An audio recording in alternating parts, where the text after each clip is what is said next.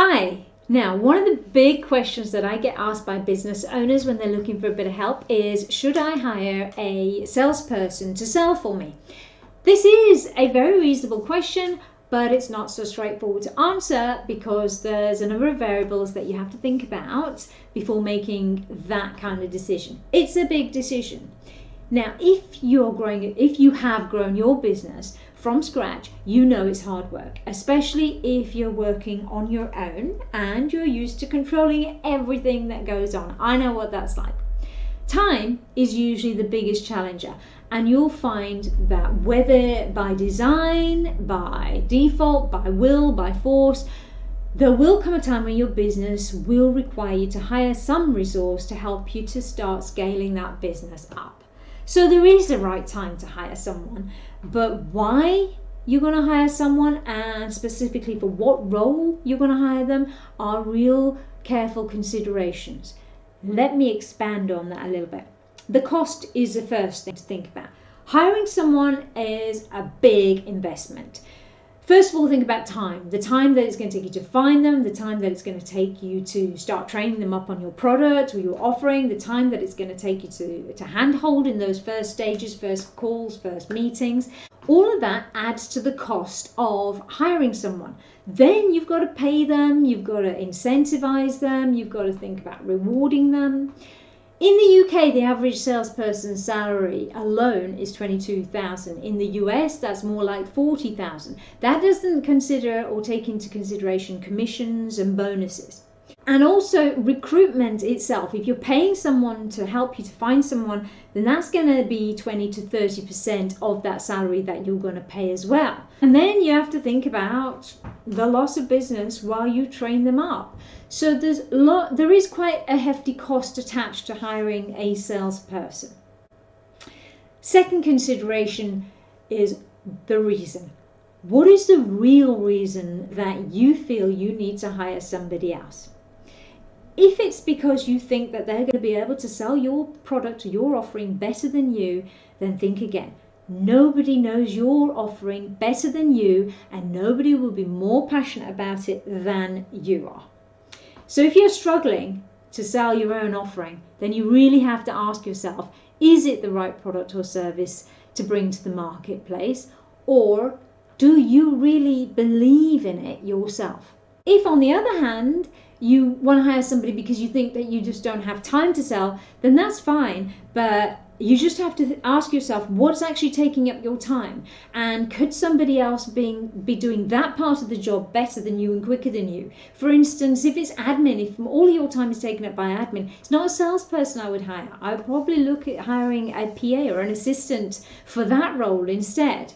Obviously, if you're the brand, you have to do the delivery. So there are certain circumstances in which you can't hire somebody to do certain parts of the job.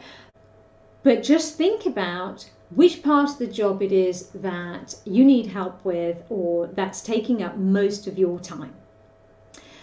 Another reason could be because you need to scale up your business, as we've already said, then yes, fine. As long as your cash flow shows a steady history of being able to afford the investment, then go for it. And if you are going to do that, then just remember that it is better to hire somebody who you can grow organically into your business as opposed to somebody who's really experienced. Don't make that mistake of thinking just because somebody's got a lot of experience, they're going to be able to come in and wham bam, thank you, do the sales and deliver everything you want. It's not always that way. I have worked with a lot of experienced salespeople, and I can tell you many salespeople are stuck in their own way of doing things, so may not always be able to adapt to the way that you want them to sell. Okay, the other consideration to take on board is the skills required. So, communication. Listening is by far one of the most important, but one of the least tested capabilities in sales recruitment. In all my years in sales training, I have to say that it is listening that usually lets the salesperson down. That's the area that always needs to be improved. So before you get excited about any potential candidate, test their listening skills, not just their ability to talk. Another skill is business acumen. Now, the most basic form of commercial awareness, I would say, is the ability to acknowledge and have an understanding of cash flow, and also the difference between margin and profit. If you've got a potential candidate, ask them about those two things. Ask them two questions around that, because their response will then indicate to you a level of knowledge that they have, and hence the kind of return that you can expect on your investment into them.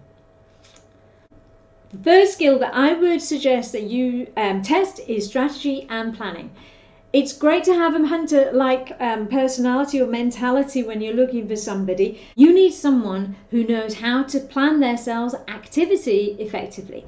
It's kind of tied to point 2, so they must know, so they must be able to question why they're going somewhere, why they're spending time on any kind of prospect or client.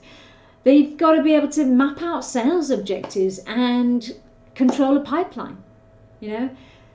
These skills, these 3 skills that I've listed out, are really, really important, and whether you know it or not, these are skills that you apply all the time. You apply them probably unwittingly without being able to identify them on paper, but you do it because you are passionate about having your business succeed. Remember, a new hire has very, very little to lose, so put some careful thought into this decision. Business owners who haven't put the thought into it will have had fairly negative first experiences. Some might have got lucky. Sometimes you take that risk and you get lucky. But you've got to think about this as a risk that should be calculated, not just taken. You just think carefully about why and who you want to work with you to build your business further. Right, I hope that has helped. The cost, why you're doing it, the skills that you need if you have to do it. It's not a bad thing. Just put some effort into how you do it. All right. All the best. Give me a shout if you need some help. Thanks for watching, and I'll speak to you really, really soon. Stay safe.